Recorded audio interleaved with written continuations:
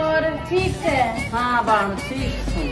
ये करा गुजारा हो ये अपना जना का धक्का लाना से ये करा कति आजकल तो बहुत कठिन सामान बहुना काम के थानेदार से थानेदार हाँ पुलिस की नहीं थानेदार बने कोनी रहता हो रहा अच्छा साथ रखता है आर्मी में लगे हुए हैं। अरे कित आर्मी वो प्राइवेट नौकरी करे से।